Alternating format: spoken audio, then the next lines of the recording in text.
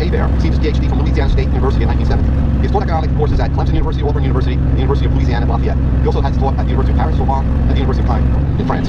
He served as head of the economics department at Auburn University twice. In that capacity, he was instrumental in establishing Auburn's first doctoral program in economics and in the original siting of the Mises Institute at Auburn. He retired from Auburn University as Emeritus Russell Foundation Professor of Entrepreneurial Studies in 2000, and he's an associate scholar of the Mises Institute. He has co-authored numerous works with Robert Eaton, including two books, Secret Origins of Modern Economics, We and the Engineers, and the textbook, The History of Economic Theory and Method. The latter book is in its 6th edition, and having been in continuous publication since 1975. Another book, The Marketplace of Christianity, also co-authored with Bob Eaton and Bob Collison, has been hailed as a pioneering work on economics of religion. Professor Hebert also co-authored with Arthur Lake two groundbreaking volumes on entrepreneurship, which really propelled him to the forefront of entrepreneurship theories from the war day. These were groundbreaking works. The Entrepreneur, Mainstream Views and Radical Critiques, and the second book, The History of Entrepreneurship, each of which has gone through numerous editions. In addition to his 135 books, articles, reviews, and encyclopedia entries, Professor Hebert is past president of the History of Economic Society and a former trustee of the Southern Economics Association. His various books have been translated into several languages, including Spanish, Italian, Japanese, and Croatian. He will talk to us today about Whither Goest the Entrepreneur. Mr. Hebert. Thank you for that introduction, Joe. Actually, Joe invited me to speak to this group last year, and at that time he reminded me that 2022 was the 40th anniversary of a book that I wrote with Al Link in 1982 called simply The Entrepreneur. I'm going to talk a little bit more about that in a moment. But I couldn't come last year, unfortunately. But Joe is a persistent fellow, and so he'll be right. I'm happy. First of all, I appreciate his confidence in reissuing the invitation. I welcome the opportunity to share with you my reflections on the nature of entrepreneurship and economic theory, my own research on the subject, and on how I regard the future prospects for research, entrepreneurship research. I've been engaged with this topic on and off for about 40 years. However, I haven't been active in the field in the last dozen or so years. So in order to avoid embarrassing myself, I had to rethink a lot of things that I learned over that span of time. I want to begin the discussion, well, first of all, the title. It may strike you as a little bit whimsical. That's probably because the topic is a little bit whimsical. But more about that. I want to start with a brief introduction to what I've written on the subject. In 1982, Al Link and I published this little monograph, I guess, really, which tried to deal with the history of entrepreneurship as an intellectual concept. It wasn't a practice-oriented sort of survey. It was an intellectual history. Within a year, it was published into Japanese. I don't know if it sold any copies or not. I don't read Japanese. The biggest thing I learned from it is that in Japan, you start at the end of the book and you work your way forward. So that was about 1982, roughly a year after the edition came out. Then in 1988, our publisher, Prager, agreed to a second edition. So this was a bit enlarged, updated, and so forth. Now we had a dust jacket, which is a sign of progress. And then things kind of just went to sleep for a while. And in 2006, after I retired from Auburn, my first retirement, and I'd also retired from University of Louisiana Lafayette, my second retirement, Al Link called one day and he said, well, there's more to that story, and I'll get to it in a moment. As far as the timeline goes, in 2006, basically the same argument was presented again and published by now publishers, which I didn't know at the time. So it came out in April. And then, 2 years later, Rutledge, which is a big publisher that does a lot of economics, I'm sure you're familiar with it, it published the same argument, basically, in its series of articles on the history of economics. So this is basically, let me summarize for you. In 1982, we published an original monograph titled The Entrepreneur. We went through 2 editions, 2 subsequent facings, between 1982 and 2009. In the interim, it was translated into Japanese, packaged and repackaged 4 times, including the original. 3 refereed articles were spun off from it. And these appeared in various journals. And so as you can see from the graphic, we continue to promote the same historical message for at least 3 decades. You may wonder why so much concern about the most shadowy and elusive figure of economic theory. By the time I finish speaking today, I hope you'll have some inkling as to an answer to that question. Before we can answer the prime question, why such concern, we have to think about some subsidiary questions. Just who is the entrepreneur? And how does she fit into economic theory? In popular culture, the entrepreneur is a figure that energizes economic markets from different perspectives of production, distribution, and consumption. Excuse me if I'm a little slow with this, it's unfamiliar technology. So, as you know, there are different opportunities for profit, if you will, in different stages of production. First of all, with regard to sourcing materials, getting what you need in order to produce. The entrepreneur has to consider combinations of man, labor, and capital. With regard to making the product, the same 3 resources have to be combined in such a way as to actually physically make a product. To distribute the product, once again, you have different avenues or opportunities along the way to improve things and to make them. This is starting to look more familiar. To sell the product, again, Amazon. And then finally, to use how to make it better for consumers so as to increase its appeal. So in each of these areas, there are opportunities for entrepreneurial activity. But this popular notion of entrepreneurship didn't spring up overnight. The character and function of the entrepreneur were established by a long and explosive history of discovery, debate, and refinement. And this history is what Link and I tried to unravel, beginning roughly in 1980 and leading to the first publication in 1982. I would argue the job is unfinished, because despite centuries of reflection by economists, the entrepreneur still lacks a consensus definition. So for my own purposes, I'm going to propose a definition that I think fits my nose, as it were. I want it to be broad, sweeping, but at the same time brief. So I'm going to borrow from 2 giant writers in the field, G.L.S. Chapel and Israel Kurzman.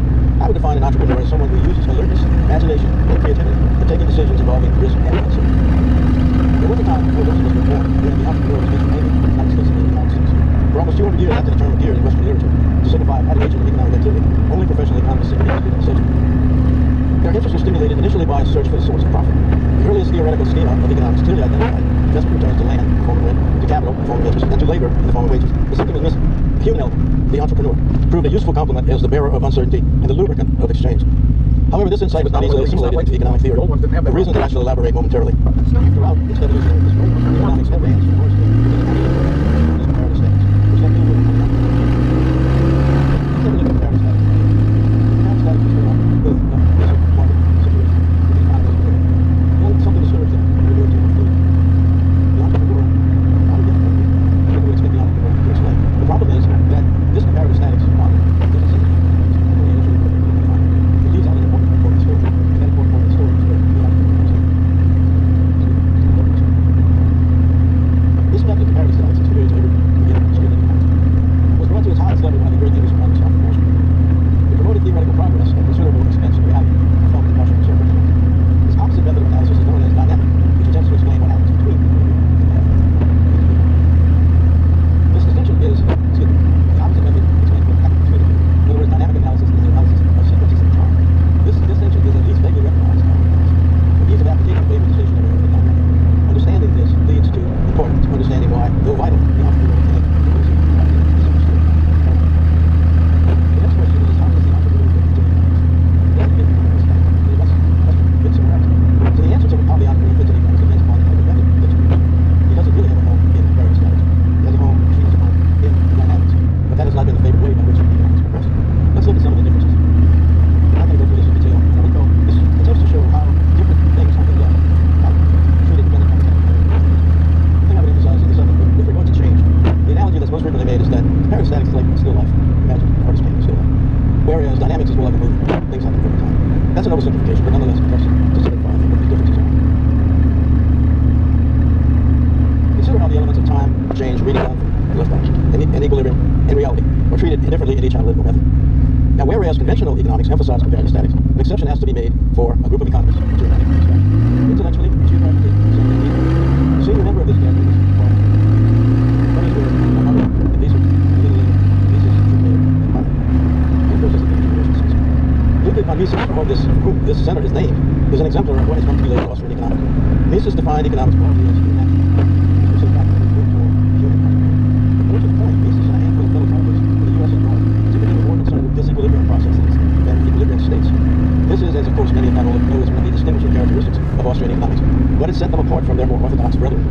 As a minority, Austrian economists have struggled to be heard, which is perhaps one of the reasons for the stubborn neglect of the entrepreneur by the Brahmins of economic theory. Now, it wasn't always so.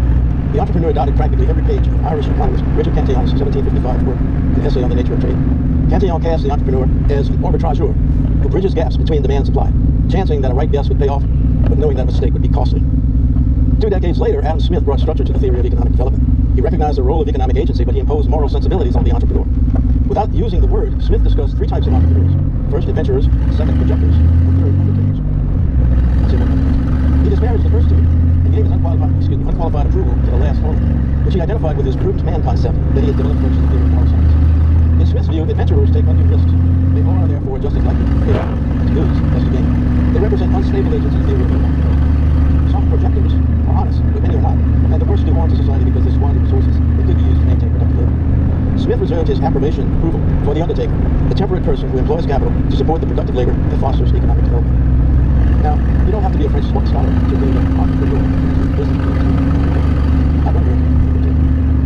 Unfortunately, by twisted linguistic fate, undertaker can be associated almost entirely with feelings. So it was dropped, and entrepreneur, the French word, became an English word as it were, and snuck into the English language.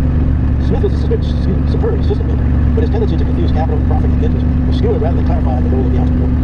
Even the efforts of Alfred Marshall, more than a century later, did not fully repair the damage. Marshall greatly advanced the foundations of microeconomics, but he spoke of entrepreneurs sometimes as a class and sometimes as individuals. He said little about invention and innovation, even though he was aware of their importance. John Maynard Keynes, Marshall's student, emphasized animal spirits, describing the instincts, the gut instincts that underlie businessmen's confidence and action. But his followers didn't pick up on this, and it became a mere curioso of Keynes' economics. Let me speak a little bit about the macro-macro dichotomy. Often economists allow a wedge between microeconomics and macroeconomics. But in fact, the entrepreneur easily finds a home in either one. The first century and a half, the conceptual history of entrepreneurship, focused on defining the role of the entrepreneur primarily within the operation of individual markets. During this time, up to and including the work of Frank Knight, Cantillon's matter-of-fact fact definition of the entrepreneur career. The entrepreneur is defined as the entity that took risks in the face of uncertainty. Successful entrepreneurs earn profit, unsuccessful ones bore losses. Important changes to the economic worldview occurred in the 20th century, which in turn led to different perceptions of the entrepreneur, and to subsequent changes in entrepreneurship research. Two transformative factors followed closely upon each other. The Great Depression on the one hand, World War II on the other hand. After the war, it became clear that economic development was critical to rebuilding war-ravaged Europe and to restoring the U.S. economy from the depths of the Depression. Emphasis therefore shifted from microeconomics to macroeconomics. Or to put it another way, development economics was ripe for redevelopment. Keynesian economics established a new prescriptive orthodoxy in matters of economic policy, but his concept of animal spirits notwithstanding, didn't leave much room for the entrepreneur. That task fell to a contemporary of Keynes from Vienna. He came to the U.S. in 1934 to escape Hitler, and he found a new home at Harvard University. I'm speaking, of course, of Joseph Schumpeter. He submitted his doctoral thesis to the University of Vienna in 1911. It was written in German, and it wasn't translated into English until 1939, the same year in which Schumpeter was granted U.S. citizenship. In English, his English title was simply Theory of Economic Development. He posited that economic growth cannot be adequately explained by increases in the factors of production, because economic growth involves changes in the use of factors in new and more valuable ways, which Schumpeter called creative disruption. By its nature, he said, economic development is a dynamic process. It is a disturbing of the status quo.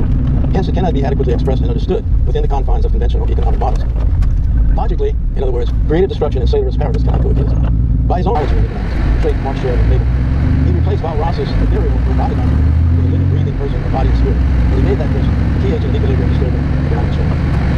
This next slide is just to sort of remind you that throughout history, over a very long period of time, there have been things that took place in certain time periods.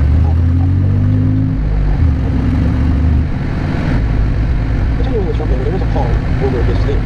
He feared that technical progress would allow business decisions to become increasingly routinized, which would expand administration, encourage spontaneous order, destabilize democracy, and increase the allure of socialism. Technical progress means many things that formerly had to be visualized in flash of genius, but now be on the one hand, entrepreneurial success draws the best minds to it. Everybody's trying to make success. But on the other hand, what if innovation itself is reduced to routine? Schumpeter believed that the very success of capitalism might be to its destruction. It will only require that entrepreneurship evolve into administration. Administration is a dog whistle for central planning, and central planning makes entrepreneurship obsolete. Schumpeter's theory achieved widespread appeal. He accepted the plaudits that came this way as though fame was his birthright. He never lacked self-confidence. Indeed, the reach of his intellect was matched only by the size of his ego. He is said to have announced to a colleague that his three ambitions in life were to become the greatest economist, the greatest lover, and the greatest horseman, and that he had yet to achieve only the last. So here we have Schumpeter coming out to tell us about creative destruction. But Schumpeter definitely changed the order, but he didn't have the last word. Not everyone agreed with this conception of the entrepreneur. Some felt that his treatment of uncertainty was incomplete. Others thought it was a mistake to deny risk-taking as an entrepreneurial function. But his most radical break was methodological.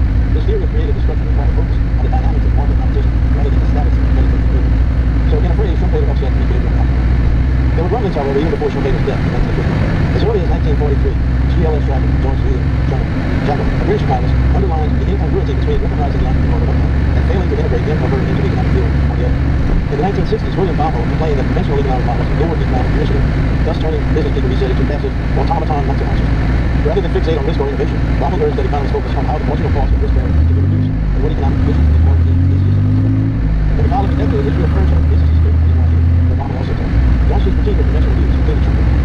The Chicago School of Economics, raised in S.A. George Stewart, Sam Poston, Gary Beckles, etc., though they differed on methodological grounds, nevertheless embraced certain possible themes, including entrepreneurship. In 1975, Chicago luminary and Nobel laureate Ted Schultz proposed his everyman concept of entrepreneurship, defining it as the ability to deal with disagreement. Using different words, Richard Hampton would say the same thing. These various post-war attempts to rehabilitate the entrepreneur occurred mostly within a historical time. Lincoln and I began our collaborative research on the history of entrepreneurship during this focus to provide an appropriate foundation for debate. I won't say that we were led by the physical man, but we discovered topic that narrative interest, often the history of economic form is in the economics of innovation and technical change. We started our research around 1980 and published our first book of research in 1982. Both Shackle and Persia encouraged our effort. I met Shackle at a conference in Cambridge around 1980, where he confided to me his admiration for Columbia. And I asked him to write the foreword to the entrepreneur, and he graciously agreed.